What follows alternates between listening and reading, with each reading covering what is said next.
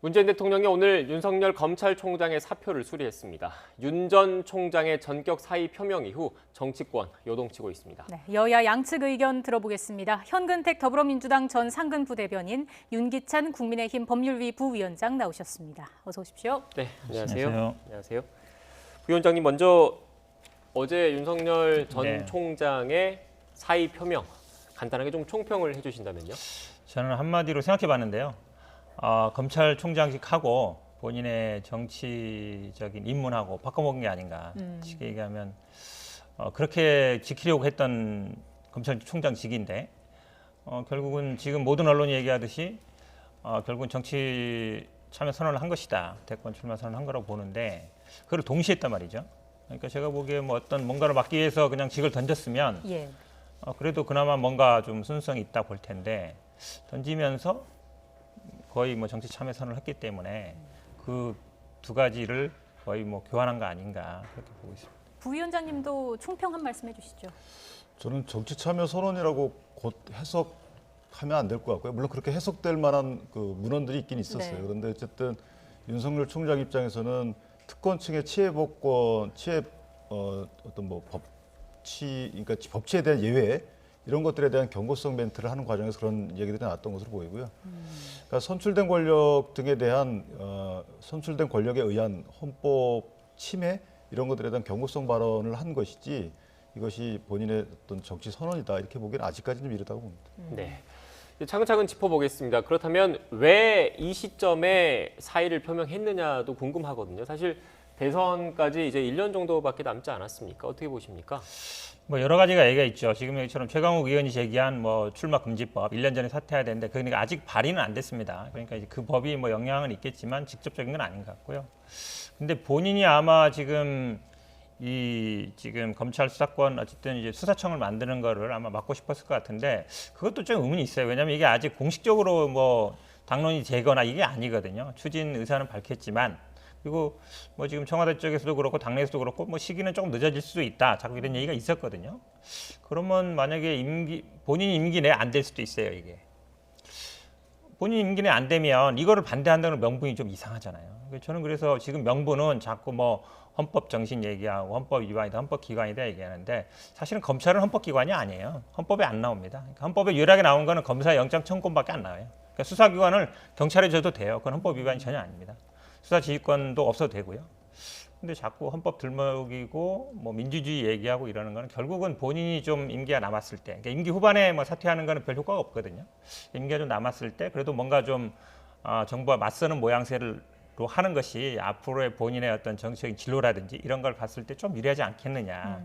만약에 뭐 한 7월 임기인데 5월이나 6월에 하면 뭐 다 끝나서 이제 하냐 이런 얘기 나올 거잖아요. 그러니까 그렇지 않아도 이제 수사청 만든다는 법도 하고 네. 본인도 마지막에 아마 윤석열 그 임기를 마치면 지금 문재인 대통령이 얘기했던 것처럼 문재인 정부의 검찰총장으로 딱 끝나는 거예요. 그럼 본인이 뭐 다른 걸 하기 힘들어요.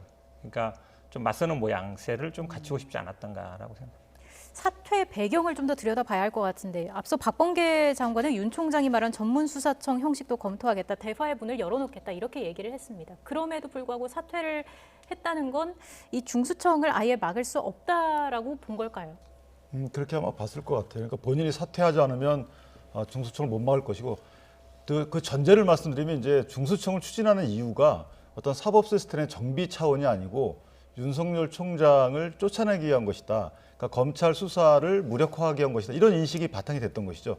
그래서 본인이 사표를 쓰면 이것이 추진되지 않겠구나라는 생각을 가졌던 것 같고요.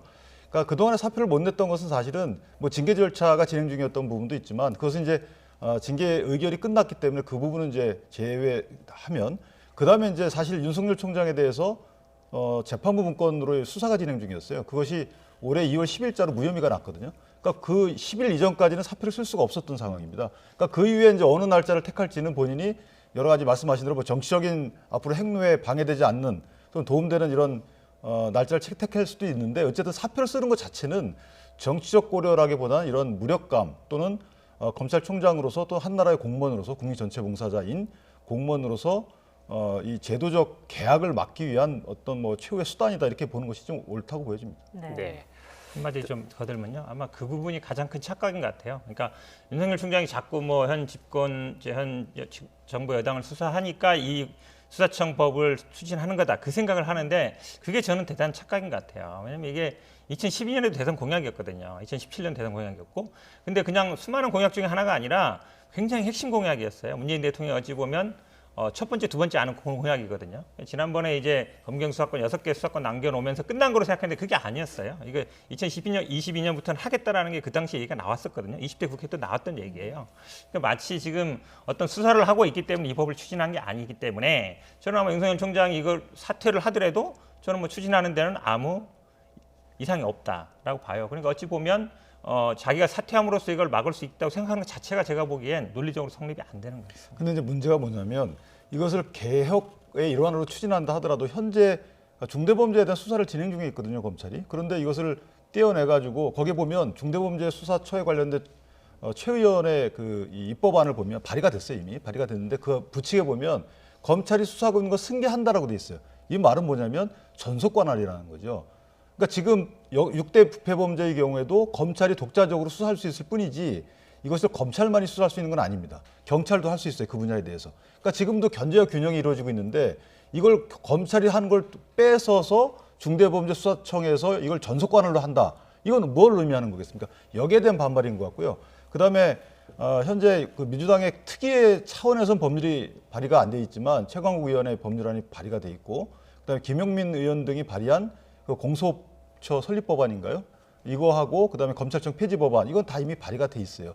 그러니까 상당히 이것이 그동안에 소위 적폐수사라고 일컬어지는 이런 검찰이 거학을 상대로 한 이런 수사에서는 박수 쳐주다가 어느 순간 또한 거학으로 치부되고 있는 거학으로 보고 있는 현 정부와 밀접한 이런 비리에 대해서 수사를 하자마자 이런 이제 개혁이라는 빌미로 여러 가지 제도적 개혁을 갖고 오는 것이 과연 이것이 검찰총장 입장에서 받아들일 수 있는 것인가에 대한 생각을 한번 해볼 필요가 있지 않나 싶습니다. 지금 이렇게 공방만 있어서 일단 좀 정리를 좀 할 필요가 있을 것 같아요. 윤석열 검찰총장이 그 사의를 표명한 직접적인 이유는 결국 중수청이지 않습니까? 이른바 중대범죄수사청. 근데 그 일반 시청자분들 그리고 상당수가 좀 궁금해하는 부분은 올해 이른바 검경 수사권 조정을 통해서 그렇죠. 올해 1월부터 검찰청법이랑 형사소송법이 개정이 된 게 시행이 되고 있습니다. 그러면서 검찰에는 이른바 6대 범죄, 부패, 경제, 선거, 뭐 방위사업 이런 범죄만 남겨두고 나머지 그 일차적인 수사 종결권 등은 경찰로 이미 넘어갔습니다. 그렇죠. 그래서 상당 부분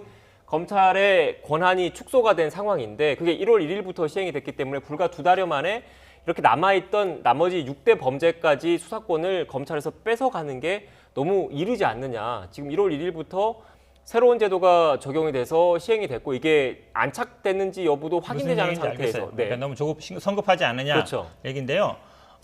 그거 좀 아마 좀 오해를 하고 있는 부분이 이제 공수처는 떨어져 나가고 검경 수사권 조정이라 그러면 6대 범죄를 검찰에 남겨놓는 게 검경 수사권 조정이 아니에요. 기본적으로 수사는 경찰이 하고 기소는 검찰이 해라. 그게 어찌 보면 검경 수사권 조정입니다. 근데 이게 하다 보니까 타협을 본 거죠, 중간에서 어느 정도. 그래서 일단은 6개는 남겨놓고 나머지 거는 2022년부터 하자는 거예요. 네. 근데 지금 법이 뭐 3월 입법, 6월 시행이지만 저는 아마 뭐 선거 이후에 입법을 하고 아마 시행은 내년으로 넘어갈 수도 있다라고 봅니다. 왜냐하면 그렇게 보면 사실 원래 계획한 대로 가는 거예요. 근데 자꾸 그 6대 범죄를 남겨놓은 것으로 검경 수사권 조정이 끝났다. 그렇게 생각하는 건 아니라는 거예요. 당초에 공약했을 때도 보면은 일단은 수사는 경찰이 하고 그다음에 검찰이 기소권을 갖되 보충적이고 2차적인 수사권을 갖는다. 요거였거든요. 애초에 시즌 2가 예정돼 있었다 이런 그럼요. 말씀이시죠? 당연히 예정돼 있던 거예요. 그리고 20대 국회 때도 그런 얘기 계속 나왔습니다. 물론 지금 그 시행령을 보시면 알겠지만 6대 범죄 중에 시행령을 굉장히 많이 남겨놨어요. 검찰이 이걸 많이 반영시켜놨죠. 그러니까 지금 검찰 입장에서는 거의 현재 수사, 사실은 검찰이요 지금도 직접 수사하는 건 한 20%밖에 안 돼요. 그 6대 범죄에서 시행령을 보면은요 지금 하는 수사 거의 다 할 수 있습니다. 현재 있는 권한을 거의 유지하는 거예요. 그렇다 보니까 이걸 근본적으로 어쨌든 처음에 갔던 대로 가는 것이다. 저는 이게 지금 현재 수사하고 저는 아마 지금 현재 수사하는 건 영향을 안 미칠 거라고 봐요. 공수처도 계속 그런 얘기 했잖아요. 공수처 만들어서 지금 수사하는 거 다 뺏어가려고 한다. 지금 뺏어간 거 있나요? 하나도 없잖아요. 다 그대로 하고 있잖아요. 이것도 마찬가지입니다. 그러니까 현재 수사하는 것과는 아무 관계가 없다라고. 근데 저는 이제 좀 이해가 안 되는 부분이 이 부분이에요. 지금 말씀하신 대로 검찰이 인지수사, 이제 우리가 특수수사라고 별칭하고 있는데 이 인지수사는 사실 10% 이내거든요. 그렇다면 나머지 국민을 위한 수사 시스템이 이미 갖춰져 있어요. 그럼 나머지 10%를 일컬어지는 6대 범죄, 소위 특권층의 문제죠. 이 문제를 그렇게까지 해가지고 떼어내서 별도의 수사청을 만들 만한 지금의 그 급박한 어떤 이런 것들이 있는지를 한번 되묻고 싶은 것이 이 인지수사를 하게 되면 수사 과욕 때문에 상당히 별건 수사를 통해 하고 이런 인권 침해가 있다는 부분 아니겠어요? 그러면 중대범죄수사청이 하든 경찰이 하든 검찰이 하든 인지수사를 하는 부서는 무조건 그런 위험이 있는 겁니다. 그러면 중대범죄수사청은 그런 위험이 없을 법한 어떤 특별한 그 객관적 근거가 있나요? 검찰은 그럴 만한 이유가 할 만한 특별한 객관적 근거가 있나요? 저는 그렇지 않다는 거죠. 그래서 검찰의 신백이고 검찰의 신백을 한 이유가 현재 이 집권층에다 수사를 하고 있기 때문이다라고 생각할 수밖에 없는 논쟁이 거죠. 좀 길어지면 간단히 얘기하면요. 사실은 수사와 기소 분리는 전 세계적인 어쨌든 대부분 그렇습니다. 지금 자꾸 뭐 독일, 영국 뭐 얘기하는데요. 우리나라 법 비슷한 게 독일, 일본, 뭐 오스트리아, 우리나라 일본 정도밖에 없어요. 근데 거기도 대부분 분리돼 있습니다. 당연히 명밌게 있게 분리돼 있고요. 영국도 마찬가지고요. 프랑스계도 다 마찬가지입니다. 전 세계적으로 거의 분화돼 있어요. 그러니까 우리나라처럼 수사도 하고 기소도 하는 데가 많지 않죠. 근데 이게요. 수사를 하면 기소를 하고 싶어요. 왜냐하면 수사한 사람 입장에서는 기소를 안 하면 의미가 없거든요. 근데 수사 기소를 분리해 놓으면 수사한 데서 오류 같은 걸 기소한 사람 잡을 수 있습니다. 그리고 기소한 사람 입장에서는 이게 좀 문제가 있다 아니면 중지시킬 수도 있고요. 그런 어떤 견제와 균형을 작동하기 위한 것 때문에 큰 틀로 보면 수사와 기소를 분리한다. 여기에 저는 맞춰가는 거예요. 네, 오늘 주제가 많아서 제가 수사 기소 하나만, 분리에 대해서 다른 의견을 갖고 아니 계실 것 혹시나 같은데. 그 오해를 할 것 같아요 국민들께서. 그러니까 수사 공판의 분리는 사실은 우리나라도 되고 있어요. 아시다시피 특별수사는 직접 수사한 검사 가는 걸 직관이라고 합니다. 그분이 직접 공판을 띄기 때문에 그 특별한 분야, 이 분야는 사실은 수사한 사람이 입증해가지고 유죄를 끌어내야 되니까 이 부분은 세계적으로도 이것은 수사와 기소가 같이 하게끔 지금 영국도 그렇게 돼가고 있다는 거 아니겠어요? 그러나 나머지 범죄에 대해서는 공판검사, 수사검사가 분리돼 있어요. 그러니까 실제 한 청에 있지만 기능은 따로 분리돼 있기 때문에 그 부분은 이제 수사와 기소가 분리돼 있는 거예요. 예. 영국 얘기 자꾸 하는데요. 영국은 원래 경찰이 수사 기소 다 해왔어요. 근데 최근에 한 1980년대인가 이제 국립기소청을 만들어서 분리시켜놨죠. 그러니까 수사는 경찰이 하고 기소는 국립기소청이 하는 걸로 분리시켜놓은 거죠. 그러니까 그걸 자꾸 아니 그러다가 일부 검찰청을 수사권이 있어요. 만들었잖아요. 일부 수사권이 있는데 제가 보기에 대부분의 수사권은 경찰이 그대로 갖고 있는 거예요. 왕립기소청이 있는 거는 일부, 극히 그러니까 일부라는 중대 사기 등 부패 범죄에 대해서는 그러니까 왕립 기소청이 있다가 그 위에 일단 수사 영국 기소를 관련된 담당하는 부서가 주제가 생겼잖아요. 많아서 일단 그 부분은 말씀하신 대로 수사와 기소권이 분리되는 게 전 세계적인 추세다라는 게 말씀의 주장의 요지이신 것 같은데 또 다른 뭐 검찰이나 이쪽에서는 수사와 기소가 분리돼 있다는 게 전 세계적인 추세가 아니다라고 주장하는 쪽도 있습니다. 그러니까 수사가 그 전 세계적인 추세인 것은 사실은 맞는 부분도 있어요. 뭐냐면 일반적인 범죄의 경우에는 수사와 기소가 분리되는 경향이 아닙니다. 그것은 대한민국도 제가 금방 말씀드린 대로 한 청에서 하고 있지만 공판부와 수사부가 완전히 분리돼 있어요. 그러니까 일반 사건의 경우는 제가 아무 문제가 없습니다. 그런데 특수 사건의 경우, 특권층을 상대로 한 인지 사건의 경우에는 수사한 검사가 공판까지 하는 이 추세라는 거죠. 그래서 말씀하신 대로 영국의 경우에는 기소가 따로 분리됐다가 다시 수사와 기소를 담당하는 검찰청이 생긴 거죠. 그러니까 이런 부패 범죄에 대한 대응 역량을 높이는 거하고 일반적인 국민에 대한 인권 보호 차원에서 수사 기소를 분리하는 거하고 같이 갈 수 있다는 거죠. 근데 이걸 왜 같이 묶어서 판단하느냐? 네, 이 부분 다른 문제가 주제가 있어서 지금 말씀하신 네, 거는 그렇습니다. 지금 미국 연방검찰, 뭐 트럼프 전 대통령 수사하는 미국 연방검찰이나 도쿄지검 특수부 같은 그런 중대범죄는 같이 하고 있다 이런 말씀이신 것 같아요. 그래서 여기는 이 정도까지 정리를 네. 좀 하고 차기 검찰총장 그러면 누가 될 것 같습니까?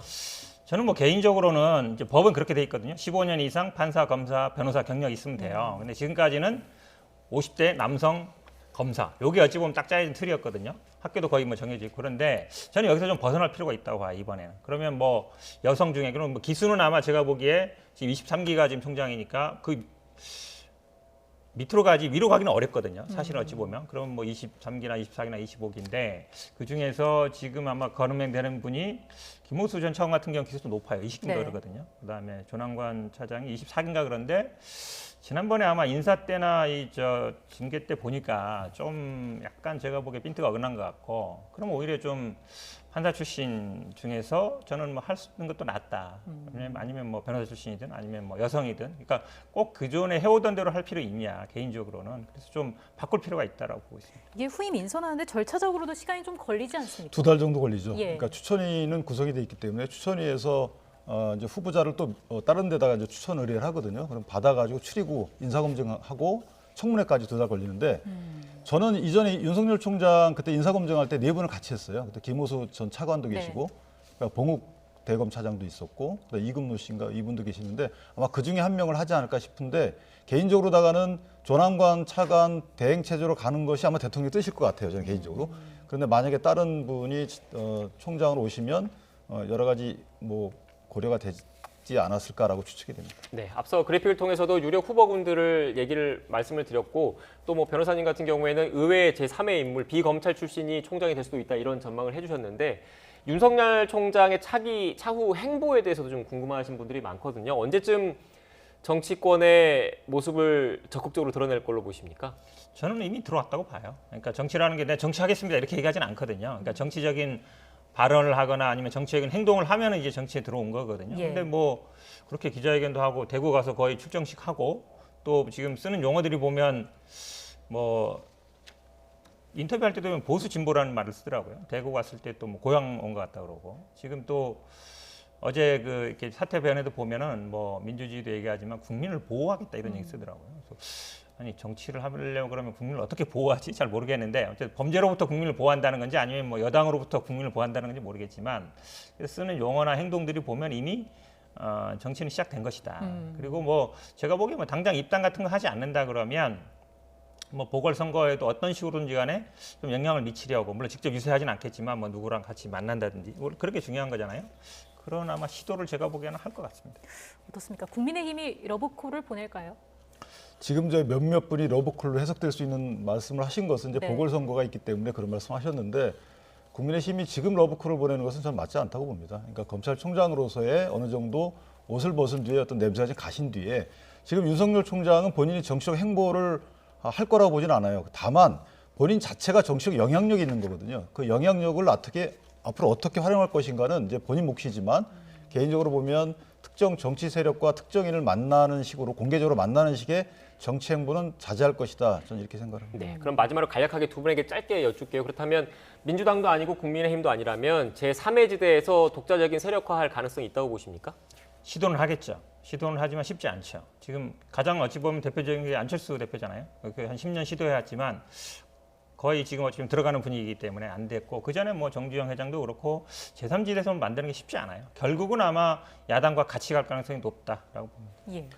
그러니까 야권의 어떤 정치적 영향력을 흡수하겠죠. 그래서 제3지대, 그러니까 안철수 후보의 경우는 이제 서울시장으로 이미 출마를 했기 때문에 저는 제3지대가 비어 있다고 봅니다. 그래서 아마 제3지대를 플랫폼 삼아서 여러 가지 정치적 영향력을 극대화하지 않을까라는 생각을 합니다. 네, 제3지대의 성공 가능성이 좀 낮다라는 말씀을 해주셨고 또 그 외에 뭐 다른 그 정치적인 행보로서 그 시나리오 예상되는 시나리오가 좀 있으신가 생각하시는데? 결국은 근데 지금 대권 후보로 거론되고 있기 때문에 뭐 황교안 대표처럼 당 대표를 나가거나 그러진 않을 거예요. 왜냐하면 당 대표 나가려면 기본적으로 또 세력이 있어야 되는데 그러면 결국은 지지율이 얼마나 나오냐는데 지금 야당에서 뭐 그러니까 윤석열 총장이 없을 때도 그럼 뭐 원희룡 지사나 뭐 홍준표 의원 같은 게 지지율 올라가지 않았거든요. 그러니까 대체할 수 있는 사람이 없는 거예요. 네. 그럼 본인이 지지율이 좀 나오고 이런다 그러면 당연히 세력이 붙을 것이고 저는 아마 뭐 어떤 식으로든지 간에 대선을 생각하지 않을 수 없을 것이다. 그리고 뭐 그런 사람들이 아마 국민의힘 쪽에서도 충청권 의원이라든지 정진석 의원분 같은 분들이 많이 지금 따르고 있잖아요. 뭐 자발적인 모임도 생길 것 같습니다. 저는 여야를 막론하고 아마 그 정치적 영향력 권역에 들어오는 분들이 많이 있을 거라고 봅니다. 왜냐하면 시대적 화두가 지금 이제 국민들에 의한 정치를 강조해 왔지만 민주주의라는 것이 국민에 의한 민주주의는 이미 약간 어떤 뭐 폐단도 나오고 있어요. 그러니까 진짜 국민을 위한 것이 뭐냐라는 민주주의의 새로운 개념을 들고 나오는 거죠. 공정, 정의, 헌법같이 이런 부분들을 화두로 던진 걸로 봐서는 진보, 보수 이런 편가르기식 어떤 정치 행보가 아니고 새로운 화두, 새로운 문제점을 던지면서 좀 포괄적인 이런 행보를 하지 않을까 이렇게 생각합니다. 네. 마지막으로 그렇다면 결국 그 다음 달 재보선 결과가 윤석열 총장의 차후 행보에 영향을 준다 이렇게 좀 봐야 되겠죠? 그렇죠. 만약에 뭐 안철수 대표가 된다 그러면 안철수 중심으로 어쨌든 야권이 재편될 수 있잖아요. 그러면 윤석열 총장 입장에서 뭔가 역할을 할 게 생기겠죠. 네. 안철수 대표가 안 된다 그러면 안철수 대표의 그 자리를 대신할 수도 있는 것이고요. 왜냐하면 안철수 대표가 다시 대권 나오다 하기는 어렵잖아요. 그러면 제3지대 대권 후보가 될 수 있는 거니까. 저로서는 보궐선거 어떻게 나오더라도 본인한테는 좀 기회가 생길 것이다. 결국은 그거를 시도할 가능성이 저는 높다고 봅니다. 네. 근데 이제 보궐선거가 사실은 이제 이게 딜레마인데 윤석열 총장이 만약에 대권에 대한 욕심이 있다 그러면 보궐선거에 어느 정도 기여를 해야 돼요. 그래서 정치적 자산을 쌓아야 되는데 그 기여의 방식이 너무 명시적이면 안 되니까 어떤 묵시적인 형태로 기여를 할 것인지에 대한 고민이 있을 것으로 보입니다. 네. 윤석열 총장의 앞으로 정치적인 행보도 어떻게 될지 좀 주목해서 좀 봐야 될 것 같습니다. 지금까지 현근택 더불어민주당 전 상근 부대변인, 윤기찬 국민의힘 법률위 부위원장과 함께 이야기 나눴습니다. 오늘 말씀 고맙습니다. 고맙습니다.